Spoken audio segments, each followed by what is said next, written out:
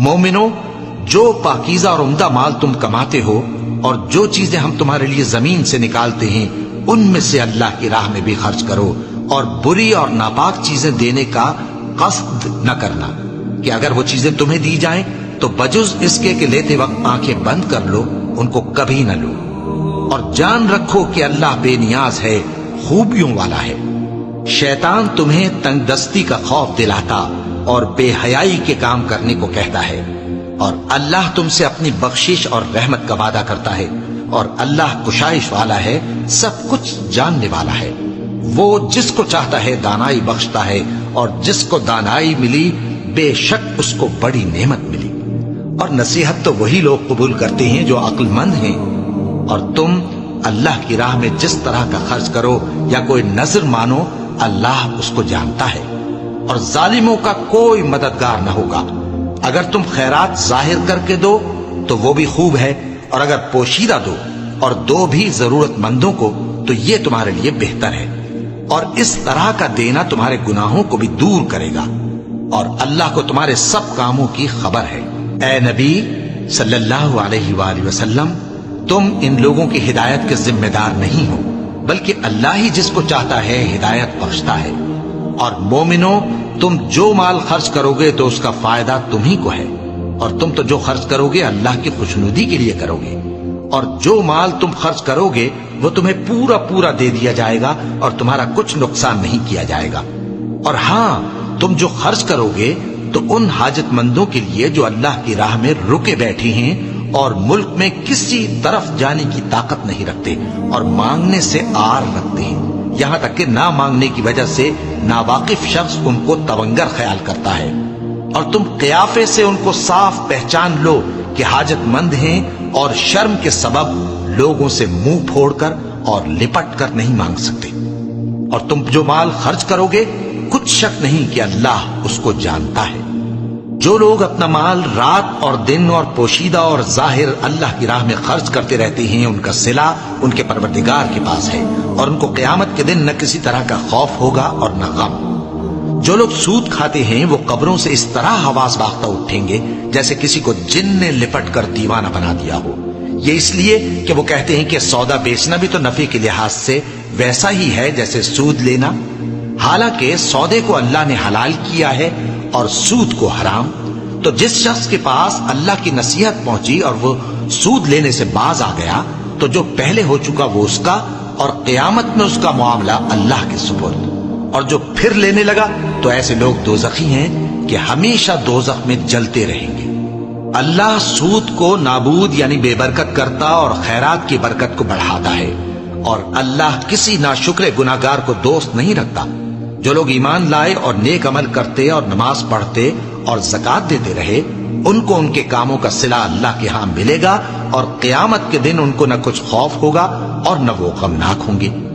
مومنو، اللہ سے ڈرو،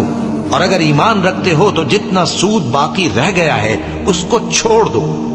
پھر اگر ایسا نہ کرو گے تو تم اللہ اور اس کے رسول کی طرف سے اعلان جنگ سن لو، اور اگر توبہ کر لو گے اور سود چھوڑ دو گے تو تم کو اپنی اصل رقم لینے کا حق ہے، جس میں نہ اوروں کا نقصان اور نہ تمہارا نقصان۔ اور اگر قرض لینے والا تنگ دست ہو تو اسے کشائش کے حاصل ہونے تک مہلت دو، اور اگر زر قرض بخش دو تو وہ تمہارے لیے زیادہ اچھا ہے، بشرطے کہ سمجھو۔ اور اس دن سے ڈرو جبکہ تم اللہ کے حضور میں لوٹ کر جاؤ گے، اور ہر شخص اپنے اعمال کا پورا پورا بدلہ پائے گا اور کسی کو کچھ نقصان نہ ہوگا۔ مومنو، جب تم آپس میں کسی میعاد معین کے لیے قرض کا معاملہ کرنے لگو تو اس کو لکھ لیا کرو، اور لکھنے والا تم میں کسی کا نقصان نہ کرے بلکہ انصاف سے لکھے۔ نیز لکھنے والا جیسا اللہ نے اسے سکھایا ہے لکھنے سے انکار بھی نہ کرے اور دستاویز لکھ دے، اور جو شخص قرض لے وہی دستاویز کا مضمون بول کر لکھوائے، اور اللہ سے کہ اس کا مالک ہے خوف کرے، اور زر قرض میں سے کچھ کم نہ لکھوائے۔ اور اگر قرض لینے والا کم عقل یا ضعیف ہو یا مضمون لکھوانے کی قابلیت نہ رکھتا ہو تو جو اس کا ولی ہو وہ انصاف کے ساتھ مضمون لکھوائے، اور اپنے میں سے 2 مردوں کو ایسے معاملے کے گواہ کر لیا کرو، اور اگر 2 مرد نہ ہوں تو 1 مرد اور 2 عورتیں جن کو تم گواہ پسند کرو کافی ہیں۔ کہ اگر ان میں سے ایک بھول جائے گی تو دوسری اسے یاد دلا دے گی، اور جب گواہ گواہی کے لیے طلب کیے جائیں تو انکار نہ کریں، اور قرض تھوڑا ہو یا بہت اس کی دستاویز کے لکھنے لکھانے میں سستی نہ کرنا۔ یہ بات اللہ کے نزدیک نہایت قرین انصاف ہے، اور شہادت کے لیے بھی یہ بہت درست طریقہ ہے۔ اس سے تم کو کسی طرح کا شک و شبہ بھی نہیں پڑے گا۔ ہاں، اگر سودا دست بدست ہو جو تم آپس میں لیتے دیتے ہو، تو اگر ایسے معاملے کے دستاویز نہ لکھو تو تم پر کچھ گناہ نہیں۔ اور جب خرید و فروخت کیا کرو، مثلا زمین جائیداد کی، تو بھی گواہ کر لیا کرو، اور کاتب دستاویز اور گواہ معاملہ کرنے والوں کا کسی طرح کا نقصان نہ کریں۔ اگر تم لوگ ایسا کرو تو یہ تمہارے لیے گناہ کی بات ہے، اور اللہ سے ڈرو اور دیکھو کہ وہ تم کو کیسی مفید باتیں سکھاتا ہے، اور اللہ ہر چیز سے واقف ہے۔ اور اگر تم سفر پر ہو اور دستاویز لکھنے والا نہ مل سکے تو کوئی چیز رہن با قبضہ رکھ کر قرض لے لو، اور اگر تم میں سے کوئی دوسرے کو امین سمجھے یعنی رہن کے بغیر قرض دے دے تو امانت دار کو چاہیے کہ صاحب امانت کی امانت ادا کر دے، اور اللہ سے جو اس کا پروردگار ہے ڈرے، اور دیکھنا شہادت کو مت چھپانا، جو اس کو چھپائے گا وہ دل کا گناہگار ہوگا، اور اللہ تمہارے سب کاموں سے واقف ہے۔ جو کچھ آسمانوں میں اور جو کچھ زمین میں ہے سب اللہ ہی کا ہے۔ تم اپنے دلوں کی بات کو ظاہر کرو گے تو اور چھپاؤ گے تو اللہ تم سے اس کا حساب لے گا، پھر وہ جسے چاہے مغفرت کرے اور جسے چاہے عذاب دے، اور اللہ ہر چیز پر قادر ہے۔ رسول اللہ صلی اللہ علیہ وآلہ وسلم اس کتاب پر جو ان کے پروردگار کی طرف سے ان پر نازل ہوئی ایمان رکھتے ہیں، اور مومن بھی سب اللہ پر اور اس کے فرشتوں پر اور اس کی کتابوں پر اور اس کے پیغمبروں پر ایمان رکھتے ہیں، اور کہتے ہیں کہ ہم اس کے پیغمبروں سے کسی میں کچھ فرق نہیں کرتے، اور وہ اللہ سے عرض کرتے ہیں کہ ہم نے تیرا حکم سنا اور قبول کیا۔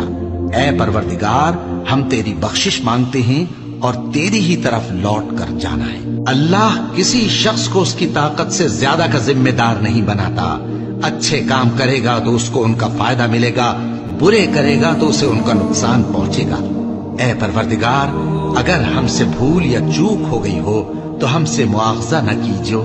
اے پروردگار، ہم پر ایسا بوجھ نہ ڈالیو جیسا تو نے ہم سے پہلے لوگوں پر ڈالا تھا۔ اے پروردگار، جتنا بوجھ اٹھانے کی ہم میں طاقت نہیں اتنا بوجھ ہم پر نہ رکھیو،